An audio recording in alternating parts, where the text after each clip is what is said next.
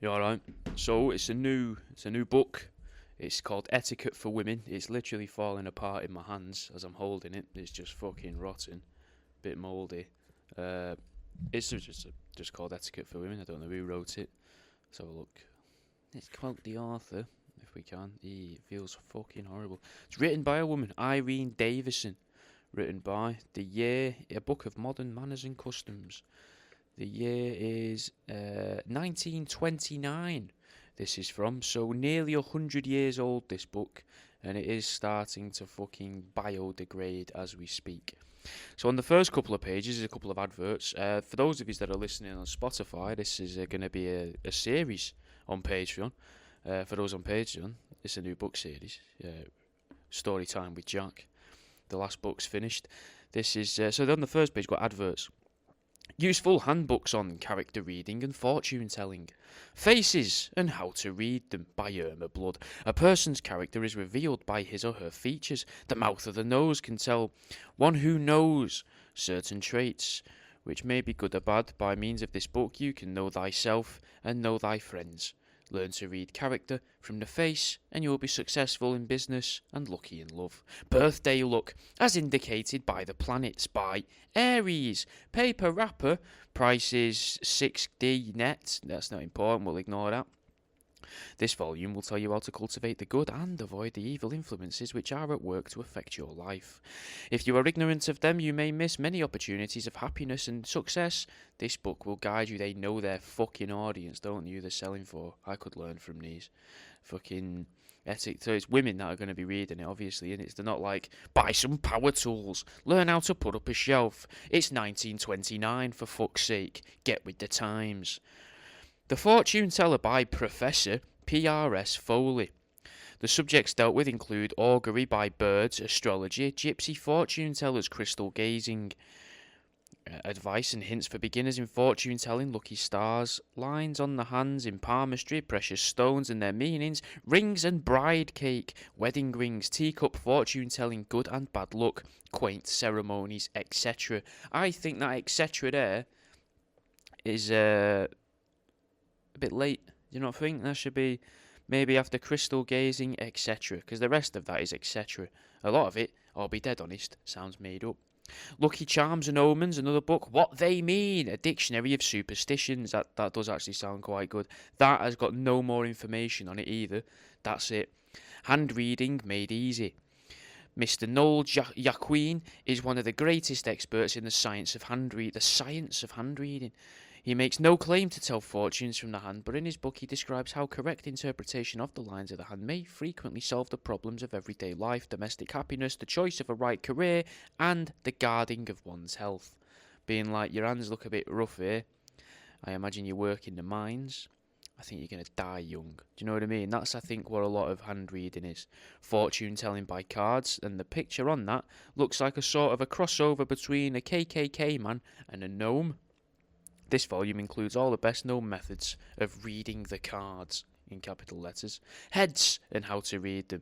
So not to be confused with faces and how to read them. Written by a different person. This one's written by Stockpool E.L. Dell, the eminent phrenologist, right, which we know isn't real. 20 illustrations. Some of the contents of this useful handbook are the aspiring head, the domestic head, how to discern temperaments, how to be happy. I've just put out an episode called Here's How to Be Happy on Spotify today.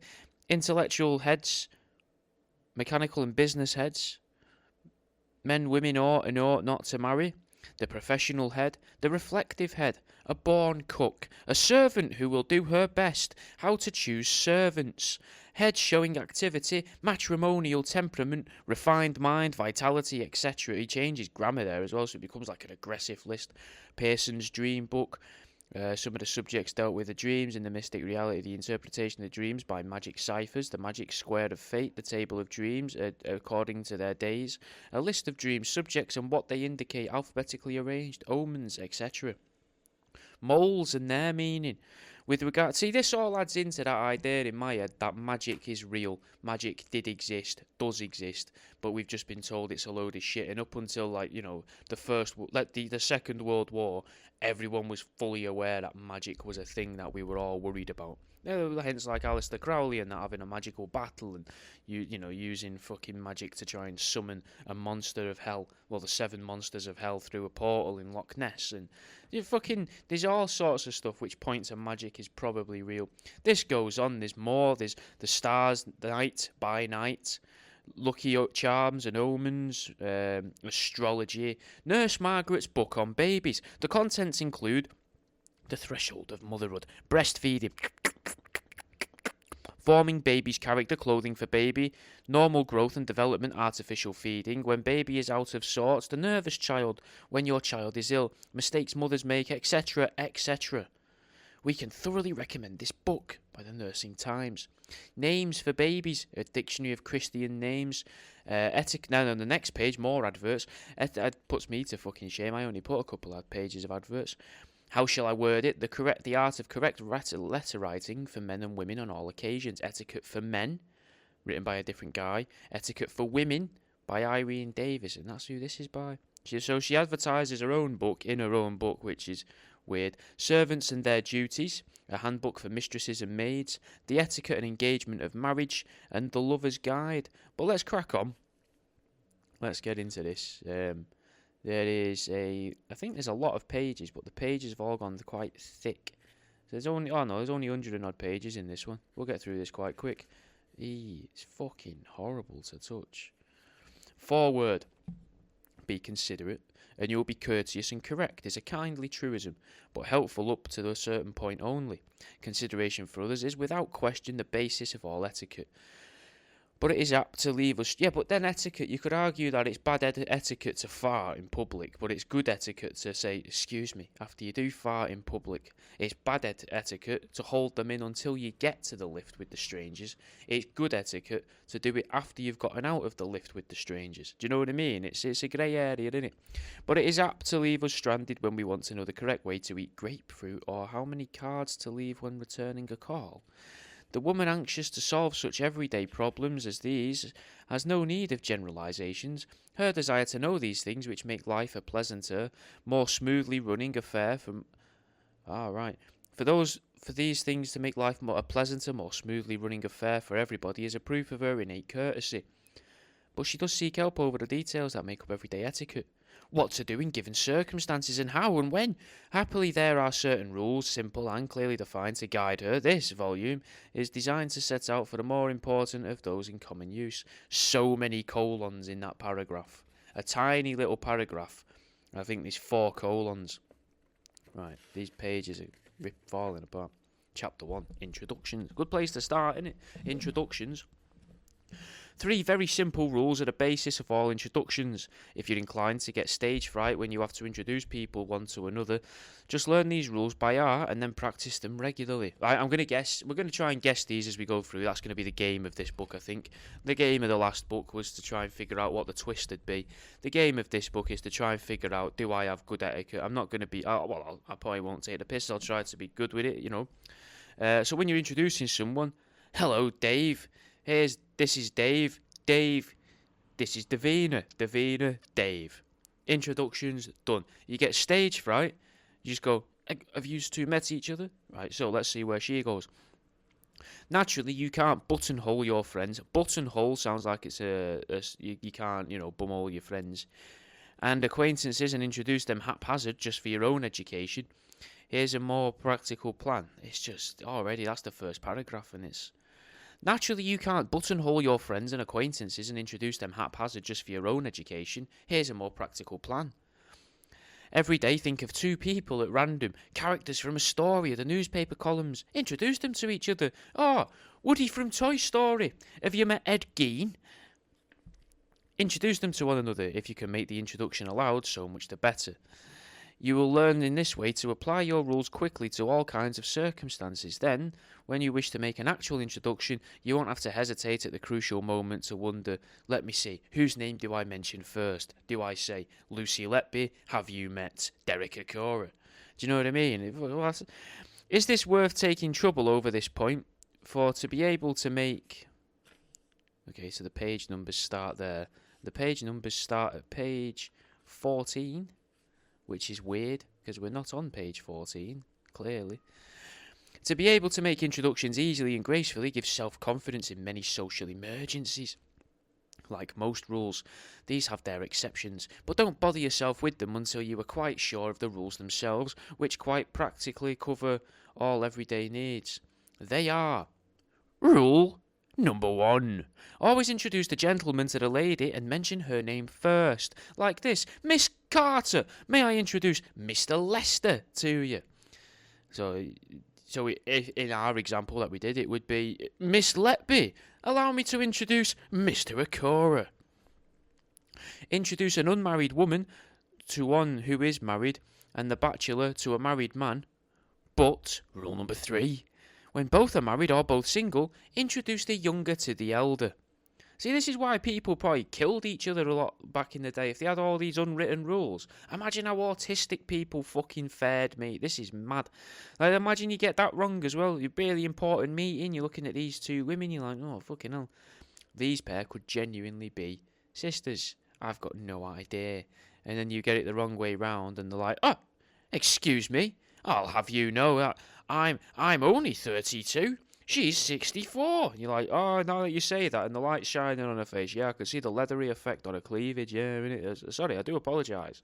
This is the young one, this is the old one. But, like, age before beauty, I wonder if that comes from there. Don't make any exception to the first rule, no matter how much more important the man is socially, always and only expecting if he should be a royal prince. Right? To the other, that was in brackets, all of that. To the other two rules, rank does sometimes make a difference. If one of the two to be introduced be of much higher social standing, the other should be introduced to him or her. The age may modify the second rule, for when the unmarried person is much more the senior, it is permissible and often more gracious to introduce the younger. It would be better, for example, to introduce a newly married girl to a distinguished elderly lady who is unmarried. What to say is a very easy matter. Hello. The simple form, already suggested, is the best to use, but how you say it is most important, for you must pronounce the name so clearly that neither of the people introduced will be left wondering what the other's name really is. Like, I've known people who are called Ian, but everyone calls them Les. I knew a guy called Clive, who everyone called Steve, but some people called Terry. He was a very confusing man. Always an embarrassed. I might have had them names mixed up there. There was a Clive who had different names, and then there was the Ian and Les one. Yeah, the other guy was a butcher I worked with for a bit, who said, "Oh, my name's this, but everyone calls me this," and then everybody else called him by different names. I think he was just a lunatic. Always an embarrassing thing. When introducing personal friends, you may be less formal, but no less punctilious about names. Ooh, punctilious is a nice. You might say, Joan, may I introduce Miss Carter to you? She was my great chum at college. And the other, you have often heard of speak of my friend, Mrs. Laley, but you must mention both surnames clearly so that the other two will know how to address one another. If you introduce two friends, say, at a party, and leave them to talk together, do be kind to them and suggest an opening for the conversation. Child porn, yes or no? If you had, for instance, Miss Trent thinks of spending her holidays in Trezesimo, that's not a real place, where you enjoyed yourself so much. Or, I have been telling Mrs. Tatham about your lovely garden. She is as interested in gardening as you are. I've been telling Miss West here about your lovely new patio. She's into patios too. You know what I mean? This is fucking... You will have started the conversational ball rolling. There's so many sort of little bits of this where you're like, yeah, but there's other things involved with this. Do you know what I mean? Like, contextually, the idea that everybody spoke from this fucking script constantly, and then, World War II comes around, new weaponry, traumatise entire countries, and then we're all just like, you alright? You alright? How are we? Fucking, what you saying? You know what I mean? No one even knows. I've known people for years where I've never known the names. I had a mate in college. I never knew his name. Didn't know his name until I think after we'd left college. And he added me on Facebook. And I was like, huh, that's his real name. I wonder why we all called him, it was an egg-based product that we all called him. But weird anyway. If you are out in the street with a friend and meet another, shall you introduce them? Well, it isn't necessary, and although there's no fixed rule about it, it is considered better not to make such an introduction. Imagine that you see one mate on the one end of the road and another crossing the road. Like, wait there, Dave, Chickpitty Dave, Graham, have you two met? They're not even facing each other. It's just nonsense. Should the friend you meet stop to speak, your companion would walk on quietly and let you overtake her. But if you would like the friends to know one another and think it would please them, you will be acting quite correctly in introducing them when you meet. This is often the most natural and graceful thing to do.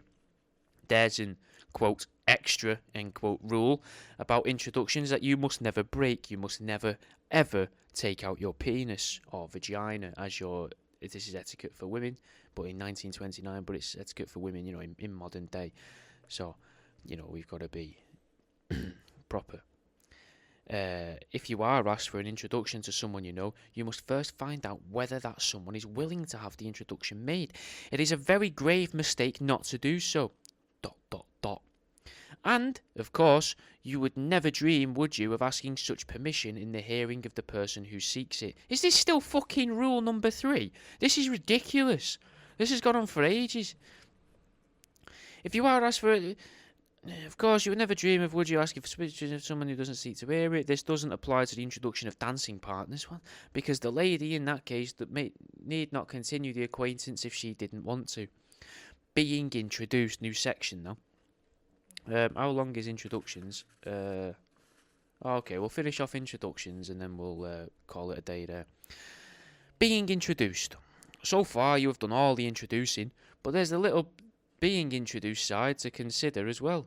This is quite simple, but it will give you confidence and poise if you are quite sure beforehand when you should take the initiative and when to leave it to the other.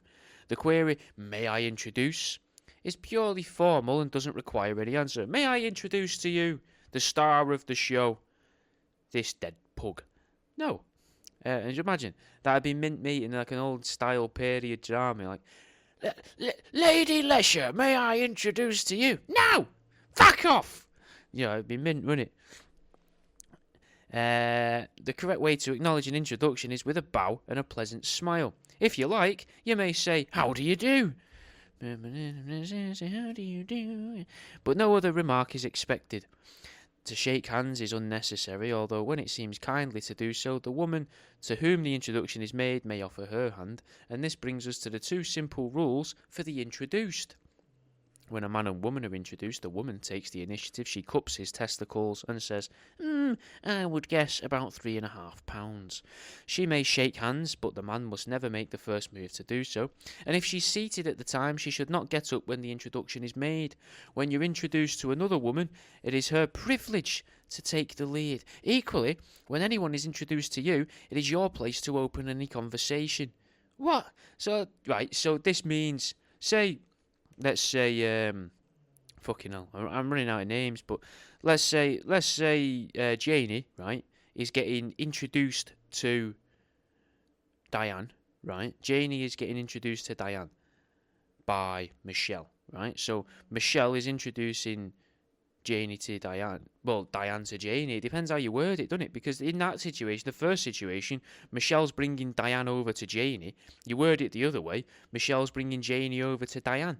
This is very confusing. So the one who's being introduced to you, it's your... So if someone comes over to you, that's a lot of pressure, isn't it? Someone comes over to you and you're like, have you met Steve? And you're like, Steve, what size shoe are you? I can't think of anything else to say, mate, but I've got to say something. 'Tis polite, isn't it?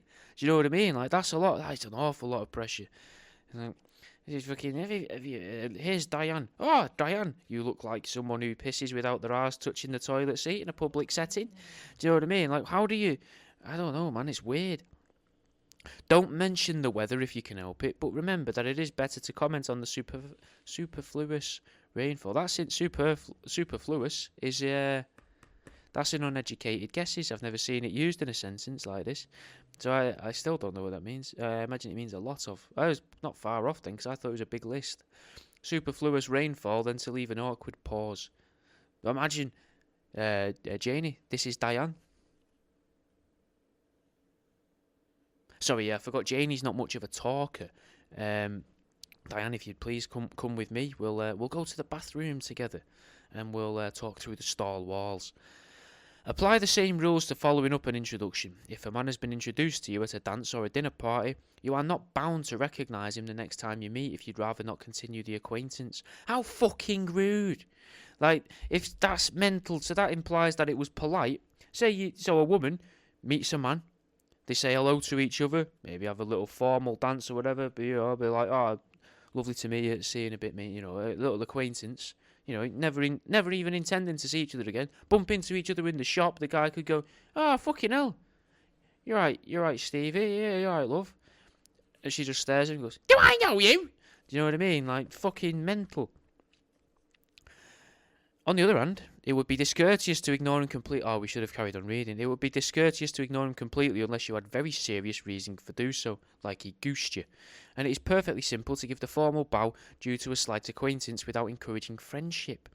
Don't make the mistake of waiting for him to give the first sign of recognition, because it would be a grave breach of good manners if he did. He expects you to make the first move, see? Women should make the first move. That's where everything goes wrong, because women would, talk, oh, no, men should make the first move. And look at where that's got us. That's got us to a Me Too movement that's lasted for years. It's got into a lot of allegations and things like that, whereas if it was still women coming back up to men going, I enjoyed that time I met you. You were lovely. Do you want to go for a beer? Men would be happier. I reckon there'd be a lot less men topping themselves. Do you know what I mean? It's fucking no mention of that though here. When another woman has been introduced to you, it is equally important that you should take the first step if you'd like to become more friendly with her. When you have been introduced, wait for the other woman to speak first the next time you meet, and don't make any attempt to follow up the introduction if she doesn't. So it's like but that's bad advice anyway for a woman nowadays, because now if a woman kind of knew another woman and they see each other in the street and don't nod or smile, little hand wave from the hip, little thumbs up in a point, little wink, little fucking tip of the baseball cap, little flash of the minge from the skirt, they do nothing. That other woman, then, you're her fucking enemy. They'll kill each other. Women are evil and horrible. They hate each other. They need any fucking inclination to ruin each other's lives. That's all they need. Oh, they didn't fucking look at me when I walked past them in boots. Do you know what I mean? Fucking nuts. What terrible advice. Letters of introduction. There's another form of introduction to consider, that made by letter. A friend, say, is going to live near another of your friends, and you'd like them to know each other. Why? So you give her a letter of introduction. Be discreet, by the way, in offering such a letter. You should be reasonably certain that the two introduced will find one another pleasant and interesting acquaintances. Never write one just because you happen to know someone living in the place which your friend is going. Write the letter briefly, but mention any point of interest the friends may have in common. For instance, we got an example. Dear Miss Brown, this letter is to introduce my friend, Mrs. Robinson. Here's to you. Who is coming to live in your neighbourhood. Like you, she's an enthusiastic badminton player, and for 2 years she's been the very able and popular secretary of the badminton club here. I'm sure you two will get on exceedingly well together. What a fucking nosy cunt. What an fucking interfering bitch. Don't add any personal news to such a letter. She's got syphilis, she's had 5 kids, and managed to have somehow, we don't know how, 2 hysterectomies, so we don't trust a word she says. Don't add any personal news to a letter. And don't seal the envelope in which you put it, because you've got to allow the postman to read it. Simply write the address on this. Mrs. Robinson will fasten it up before it goes to Miss Brown. She should not hand it to her personally, but leave it at her house together with her own visiting card. If the introduction were to a man, she should send it by post, enclosing it with her visiting card in another envelope. What the fuck are they on about? When a letter of introduction is presented to you, it must be acknowledged at once. If possible, call the very next day on the lady who has left it, and if for any urgent reason you cannot make such a call within 3 or 4 days, write to her explaining the reason. People had a lot of time, didn't they? When you call, you should invite her to tea or to luncheon as you prefer. And don't forget that it is courteous to send a little note of acknowledgement to the writer of the letter as well, will you? No, you fucking. Cheers, Diane. You introduced me to Mrs. Badminton's secretary. She won't leave me alone. She's borrowed 5 pieces of Tupperware and only returned 3 with lids. I've got 2 empty boxes. This is your fault. Yours faithfully, Diane. If a letter of introduction is presented by a man, however, don't break the definite rule that a woman does not call upon a man. You should simply write a pleasant little note extending an invitation to your house. Or if you're married and the introduction is to your husband as well as yourself, your husband may call and give the invitation personally. What a different world this was, 1920 fucking 1928, I think this was originally written. What a mad world, mate. That this is what we were worried about. It's fucking mental. Chapter 2 is called Visiting Cards and Their Uses. So if you want to learn what visiting cards are, join the Patreon. If you're already on Patreon, you'll have to fucking wait till next week. And we'll carry on with this maybe a bit later in the week because it's such a short book. I'll fucking see you in a bit, guys. Patreon.com/worldaroundyou if you're not already on there. I'm going to leave this in there if you are on Patreon. I appreciate you being on it. I'll fucking see you in a bit, guys.